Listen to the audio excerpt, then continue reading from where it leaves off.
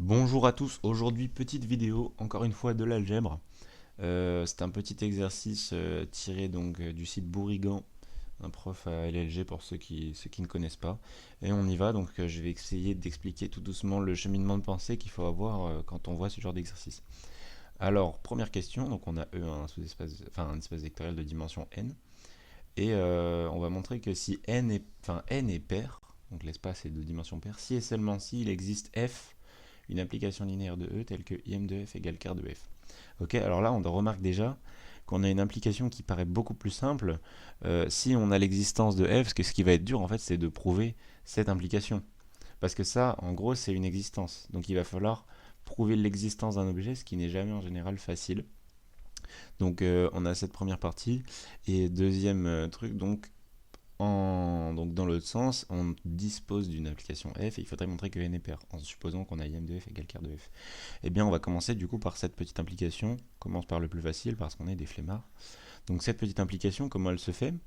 Alors du coup, on dispose de f de L de E tel que donc im de f égale quart de f. Ok, assez basiquement. Et là, qu'est-ce qu'on peut penser pour montrer que n est pair?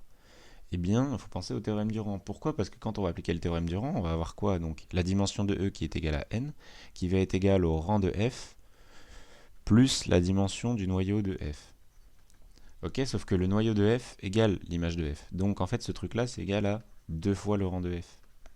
Ok, donc du coup, on a bien n pair. Voilà, premier truc assez immédiat, ça marche directement. Deuxième truc, donc deuxième application, et là c'est un petit peu plus dur, on va devoir construire une application f. Alors pour ça, le but est de faire que im de f égale quart de f. Donc ce qu'on va faire quand on veut construire des applications, parce que là on va faire une construction, on va considérer des bases. Pourquoi considérer des bases? Parce que une base de E va pouvoir décrire entièrement, euh, peut décrire entièrement une application, ok? Donc on va prendre soit, on va dire E1, cette fois-ci on suppose que n est pair, hein, donc E1 jusqu'à E 2K, une base de E, ok, donc E il a de dimension 2K qui est égal à N, ok. Donc N c'est la dimension de E, mais vu qu'on suppose qu'il est pair, on peut dire que c'est égal à 2K. Ok, on va mettre 2P, c'est mieux, je préfère la notation. Voilà, 2P. Donc on prend ça, et donc là maintenant il va falloir construire une base. Donc ce qu'on va pouvoir se dire, c'est qu'on va traiter un peu d'un côté, première partie on va traiter les premiers vecteurs, et ensuite on va traiter les deuxièmes vecteurs. Donc on va traiter par la base. Donc pour tout i dans du coup 1, 2p, ok, on va mettre que f de i va être égal à quoi? On a deux possibilités. Soit on veut que quart de f soit égal à im de f. Donc pourquoi on ne mettrait pas que tous les f de ei de 1 à p, donc la moitié globalement, la moitié des ei donnerait 0, ok, et ensuite pour les f de ei, de ep plus 1, etc., eh bien on va renvoyer par exemple pour f de ep plus i, on va renvoyer ei. Et du coup là on aura bien l'égalité. Je vais l'expliciter pour bien comprendre, mais on va renvoyer 0, donc si i appartient à 1p, ok, et on va renvoyer donc on va renvoyer e de i moins n, de i moins p, si i appartient à p plus 1 de p. Ok, pourquoi renvoyer ça? Parce que par exemple si on met p plus 1, ici si i égale p plus 1, ça va nous faire donc e1. Et donc ça va être égal au noyau, parce que là le noyau, première étape qu'on voit, c'est que quart de f, quart de f, ça va être égal à vect de e1 jusqu'à ep. Ok, parce que tous les vecteurs ici font 0 quand i égale 1 ep. Donc vect de e1 ep, ça semble être le noyau. Ok, et donc qu'est-ce qu'on aurait? Première étape, on aurait ça, et deuxième étape, on aurait quoi? On aurait im de f qui est égal à la même chose. Pourquoi? Parce que si on prend donc tous les trucs, les ei, alors ce qui va nous intéresser du coup, c'est les e p plus 1, p plus 2 jusqu'à 2p. Sauf que c'est e p plus 1, etc. E de p plus, f de p plus 1 va faire f de 1. puis f de e de p plus 2 va faire f de e2. Enfin, va faire e2. Donc du coup, on va avoir exactement vecte de e1 jusqu'à ep. Ok, donc ça, on va le démontrer maintenant pour être sûr que ça soit bon. Donc pour le premier, lui là, donc je vais l'appeler i, et lui 2i. Donc pour i, on va faire par double inclusion à chaque fois, ce sera plus simple. Première inclusion, donc on prend un élément x dans ker de f. Ok, donc on a f de x égale 0. Ok, maintenant on va décomposer x dans notre base. Donc x, ça peut être quoi? C'est donc un lambda 1 e1 plus etc. plus lambda 2p e2p. Ok, ça on le décompose dans la base. Donc c'est la base de e. On a le droit de le décomposer. Donc on va l'appliquer dans f. Et donc on aurait du coup f de x qui va être égal à donc lambda 1 f de e1, enfin de e1, plus etc. jusqu'à lambda 2p f de e de p. Ok. Et là on va pouvoir faire quoi? Donc les f de e1 jusqu'à en fait tout cela, donc c'est pas vraiment, il s'arrête au milieu on va dire, mais tous les ei jusqu'à p, ils vont faire 0, ok, par définition. Donc ça va faire 0 ici. Et donc il va que nous rester lambda p plus 1, f de e p plus 1, plus, etc., plus donc lambda de p, f de e de p. Et donc là, on réapplique encore la def de notre fonction, e de p plus 1, donc ça appartient, le i, il appartient à p plus 1, donc on fait p plus 1 moins p, ce qui fait e1. Donc en fait, on a lambda p plus 1, e1, plus, etc., jusqu'à lambda 2p, et là, ça passe de f de e de p, qui va être égal à ep. Voilà, ok. Et donc ça, c'est égal à 0. On l'a dit vu que c'est dans le noyau. Donc, on est d'accord que E1 jusqu'à EP, c'est une sous-famille libre. Donc, ça signifie que lambda P plus 1 égale jusqu'à lambda 2P qui est égal à 0, étant donné que c'est libre.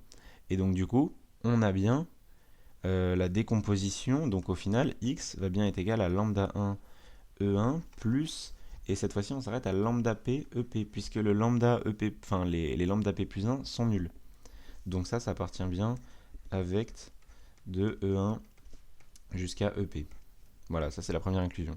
Et la deuxième inclusion, eh bien elle est évidente. Ok, je vous la laisse la vérifier. Mais globalement, si on prend un élément qui est dans vecte de E1 EP, on va pouvoir le décomposer et on n'aura que des zéros. Donc il sera bien dans ker de f. Ok, celle-ci on va pas la faire. Et pour la deuxième, donc im de f, donc on va encore faire celle-ci, première étape. Donc im de f égale vecte de E1 EP. Comment on traite ça? Eh bien, on va prendre un élément y dans im de f. On va montrer que c'est inclus. Donc, on va avoir un x tel que f de x égale y, et de la même manière, on va décomposer x. X égale donc lambda 1 e1 plus jusqu'à lambda p e de p. Ok. Et donc, on va l'appliquer à f. Ok, on l'applique à f. Et donc, au final, on a f de x. Donc ça va être y. Et donc là, je vais aller plus vite cette fois-ci parce qu'on a compris. Les E1, ils vont sauter. Ça va faire 0 en fait. Ils vont sauter direct. Et donc au final, il va bien nous rester les lambda p f de EP plus 1, ce qui va au final faire EP. Donc on va avoir lambda p E1 plus jusqu'à lambda 2p E de p. Et donc ça appartient bien à vecte de E1 jusqu'à EP. Ok, et l'autre inclusion, j'ai un doute si elle est évidente. On va vérifier ça.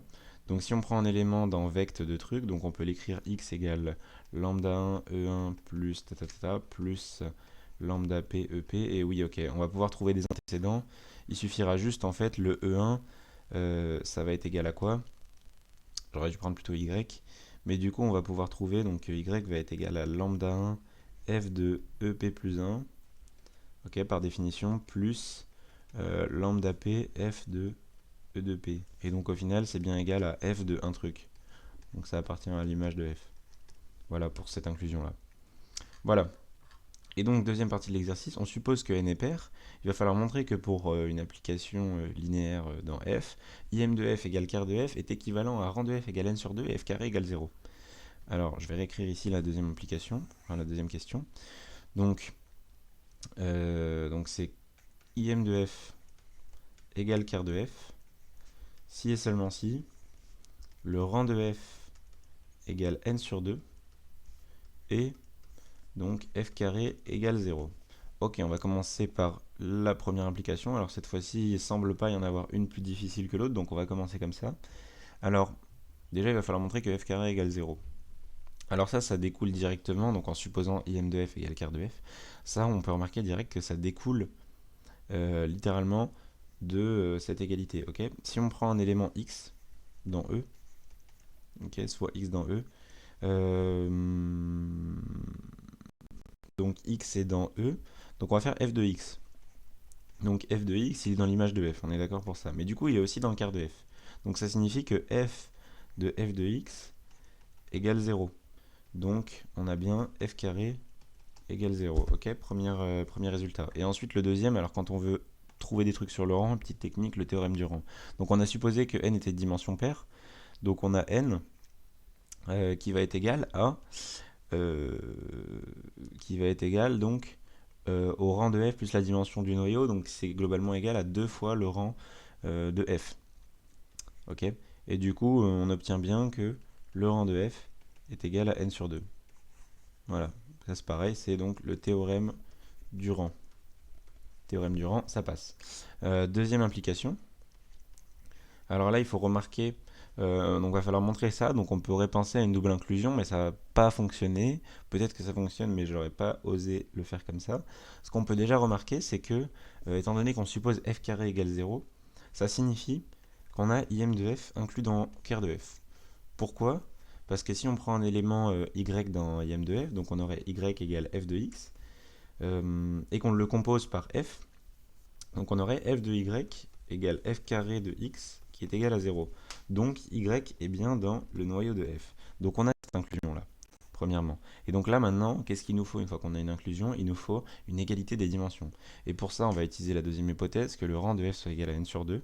Et donc on va appliquer le théorème du rang, le petit classique. Donc on aurait quoi? N égale le rang de f qui est égal à n sur 2. Alors je vais quand même écrire rang de f plus la dimension de quart de f. Ok, sauf que ça c'est égal à n sur 2. Donc ça nous fait au final n sur 2 plus la dimension de quart de f. Ok, c'est mal écrit, mais c'est pas grave. Et du coup, ça fait au final que la dimension de quart de f égale n sur 2, qui est égal à, enfin, au rang de f. Donc là, on a une égalité de dimension et une inclusion. Donc, on peut dire que im de f égale quart de f. Et voilà, l'exercice est conclu. Voilà. J'espère que ce petit exercice vous a plu. Et puis, merci pour votre visite.